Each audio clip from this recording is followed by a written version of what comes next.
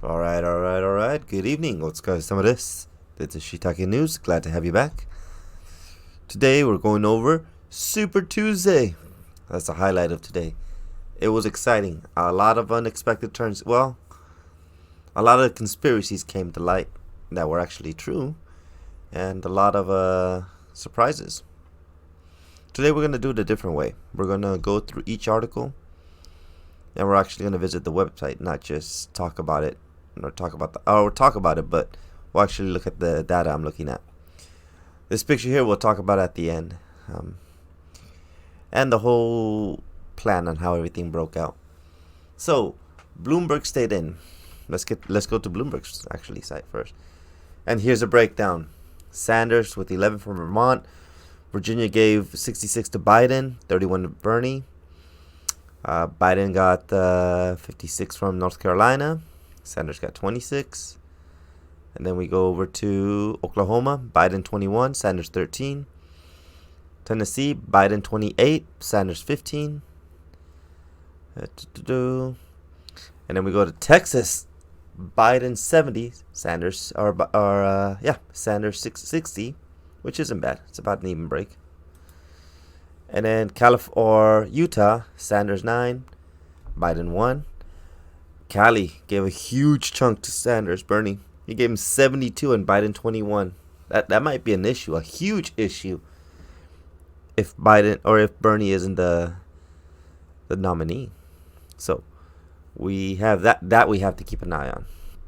Well, not we, but and Bloomberg gets American Samoa.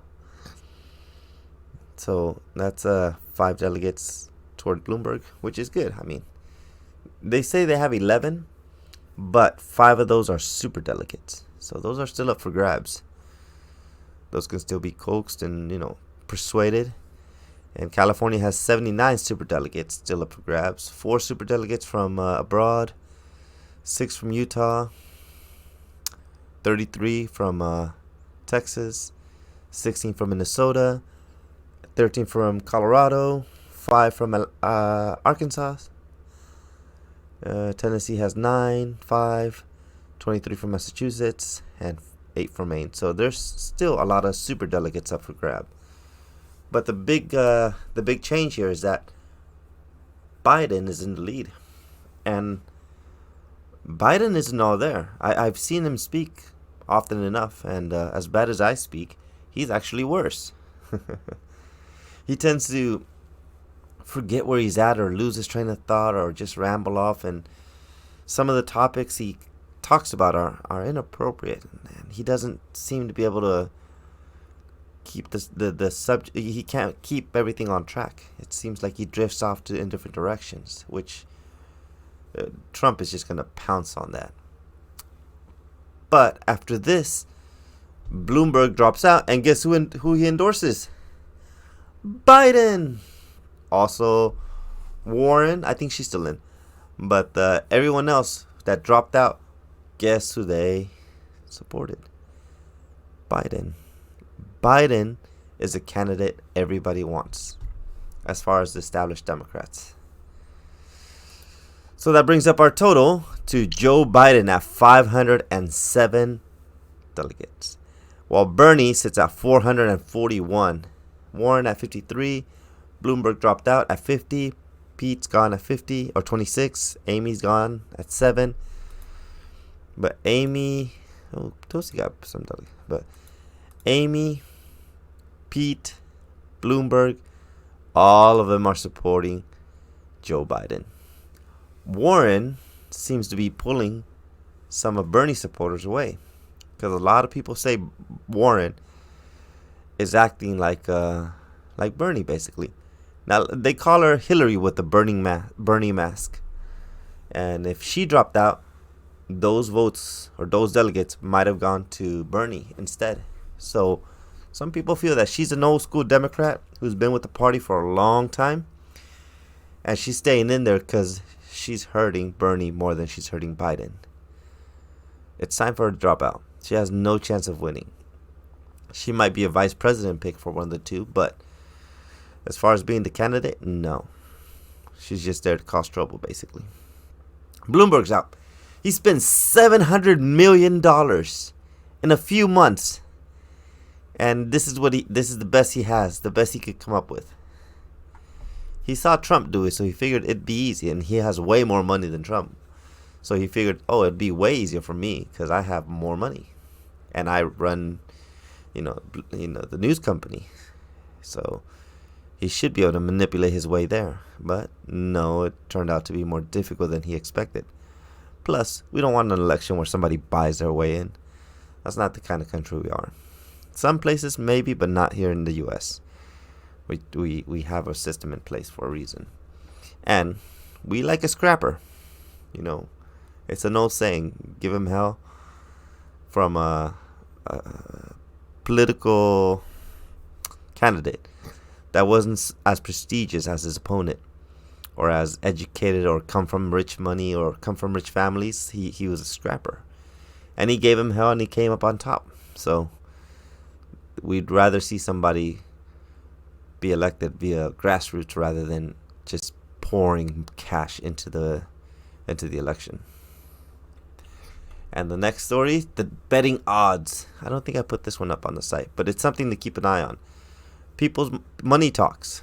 And when people are putting Biden 63 points ahead of everyone else, it leads me to believe that Biden is by far a safe bet.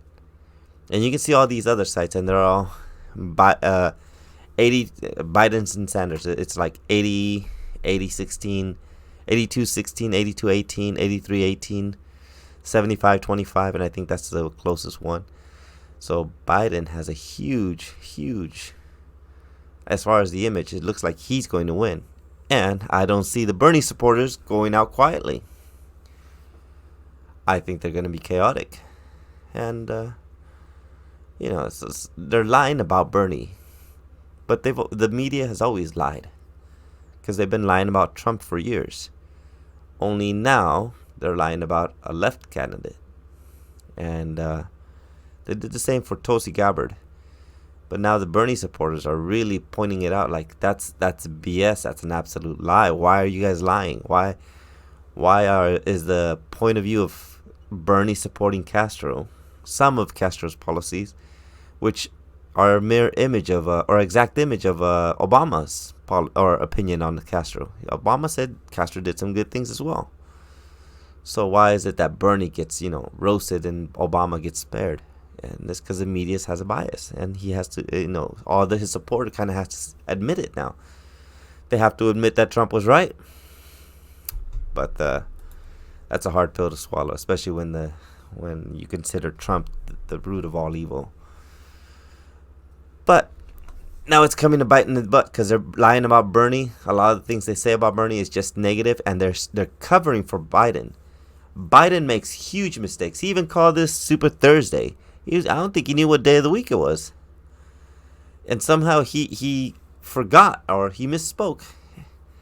But he does this so often. It's tough to brush over. Right now, the news companies are covering for Biden. They're like, oh, it's a gaffe, or oh, this and that, or kids rubbing on his legs. Yeah, he likes that, but it's not how he meant it, and blah, blah, blah, blah.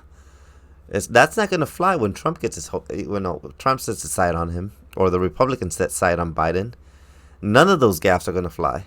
The malarkey tour? Are you kidding? These 70-year-old sayings that he thinks are still popular, quoting John Wayne that most people don't know, can't reference to.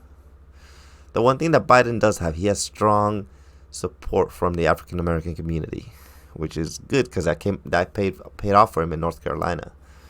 But Bernie has a lot of Latino support, which it's dropping now since he started praising Castro. So that was the most idiotic thing you can do. And he has a lot of young people. But for the last part of the story, if Biden is incompetent, his wife definitely is competent. You can see people, vegans it seems, rushing the stage and trying to make how they did to Bernie. They rushed the stage and they went topless in Las Vegas and poured milk all over themselves, claiming the dairy was bad. And they're vegans, I believe, or PETA, or whatever, one of the two.